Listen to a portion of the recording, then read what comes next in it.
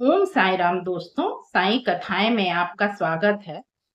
आज जो कथा मैं सुनाने जा रही हूँ, ये मैंने लिया है ऊदी के चमत्कार नामक पुस्तक से और जिनका ये अनुभव है, जिन्होंने ये अनुभव अपना उस पुस्तक में शेयर किया है उन्होंने अपना नाम अपने शहर का नाम तो नहीं लिखा है, सिर्फ़ अपना नाम मेंशन किया है, उनका नाम गीता सिंह है। तो ये परिवार जहाँ भी हो, साईं उन पर अपनी कृपा बनाए रखे, ये सदा सुखी रहें।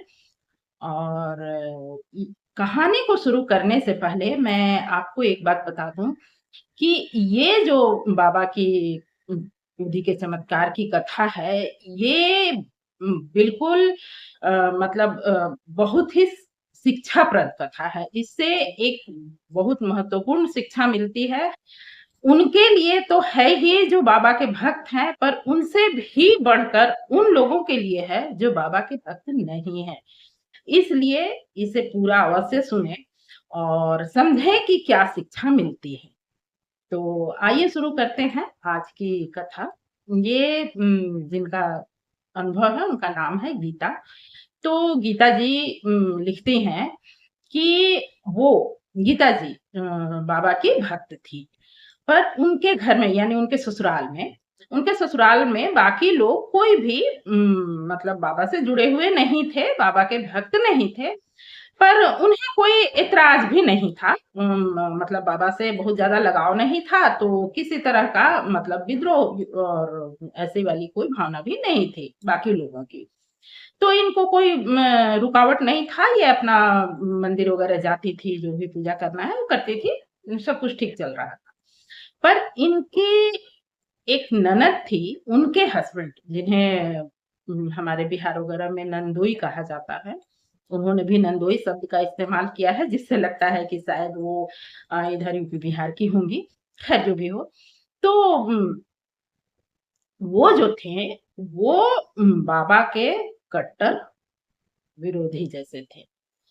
तो ठीक है, वो तो इनके घर में रहने वाले नहीं थे, वो तो मेहमान थे, चल रहा था समय। तो एक बार क्या हुआ कि वो आए हुए थे इनके घर, वो बृहस्पति का दिन था। तो जब गीता जी मंदिर जाने के लिए तैयार होने लगी, तो उनके नंदोई साहब ने कहा कि, "अरे क्या भाभी आप साईं-साईं करती रहती हैं, आपको कोई भगवान नहीं मिला क्या भक्ति करने के लिए कि आप उनका भक्ति करती है, वो कोई भगवान थोड़े हैं। हाँ, फ़कीर हैं, उन्होंने कुछ अच्छे कर्म किए ज़रूर हैं, पर इसका अर्थ ये नहीं कि वो भगवान है।" ये सुनकर गीता जी को बेहद दुःख हुआ, क्रोध भी आया। पर एक तो अपने घर आए किसी मेहमान का अपमान करना हमारा संस्कार नहीं है और ऊपर से वो तो घर के दामाद थे।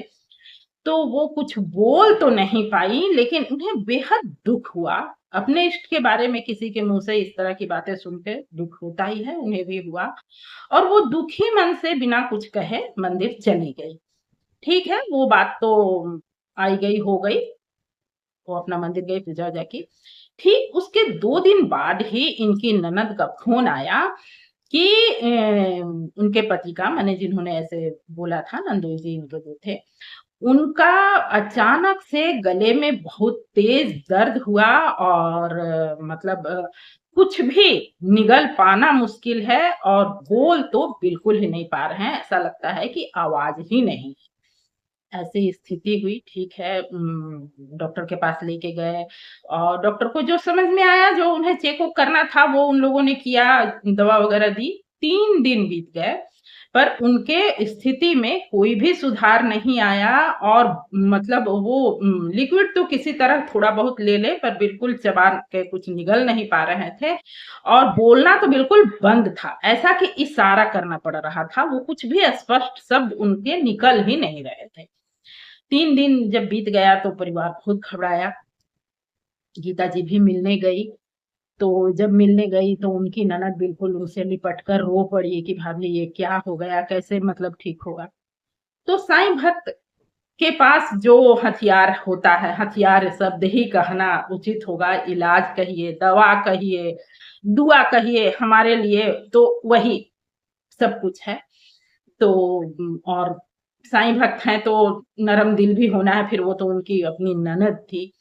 तो उन्होंने अपने पास से एक ऊदी की पुड़िया निकाल कर दी और कहा कि देखो, ये शायद तो मानेंगे नहीं, विश्वास नहीं करेंगे, पर यदि कर पाएँ तो ऐसा करना कि माथे पर थोड़ा-सा तिलक लगाना, जल में घोल कर देना और गले में इसका लेप कर देना।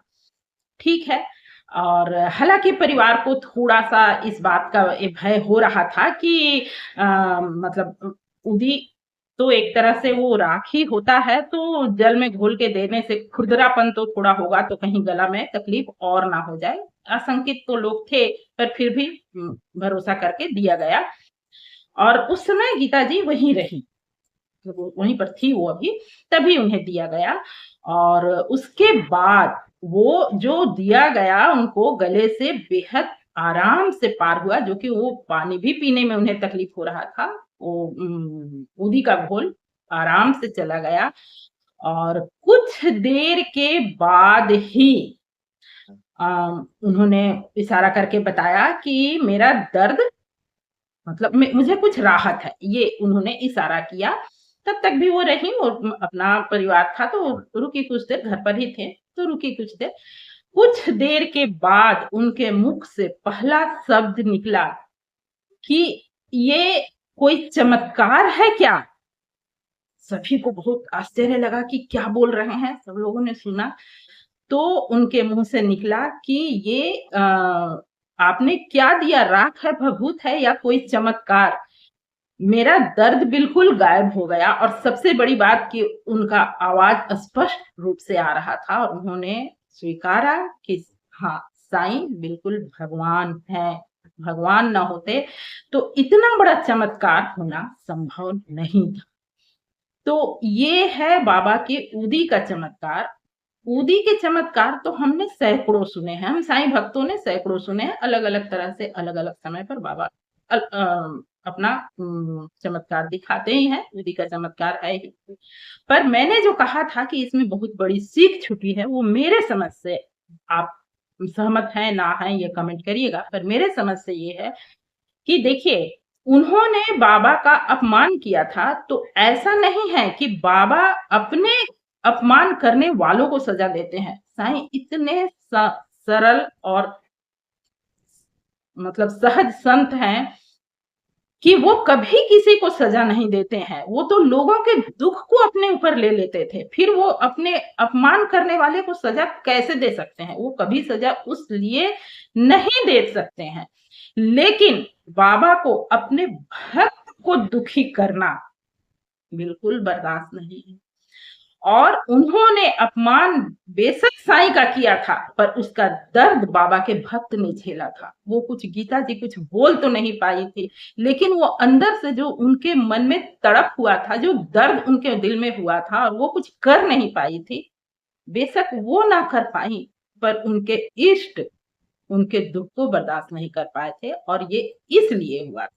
बाबा के अपमान के शब्द के कारण नहीं हुआ था। बाबा ऐसा कभी नहीं करते हैं कि किसी को स्वयं के अपमान के लिए या स्वयं के लिए सज़ा दें, तो ये सोचना गलत होगा। चूँकि उनके भक्त को तकलीफ हुआ इसलिए बाबा ने सज़ा दी। तो मेरे समझ से इस कहानी का, इस चमत्कार का यही संदेश है। आप यदि इससे सहमत हों तो कमेंट करें, असहमत हो तो भी कमेंट करें। आपके कमेंट का मुझे इंतज़ार रहता है। मैं बहुत ही दिल से पढ़ती हूँ आपके कमेंट को। और आज के लिए बस इतना ही। आपको ये वीडियो पसंद आई हो तो बिल्कुल लाइक, हाइप करें और मेरी ये मेहनत तनिक भी पसंद आ रही हो तो चैनल को भी सब्सक्राइब करें। मिलती हूँ फिर से किसी ऐसे ही अच्छी से अच्छी और जानकारीपूर्ण वीडियो के साथ। तब तक के लिए ओम साईं राम, नमस्कार।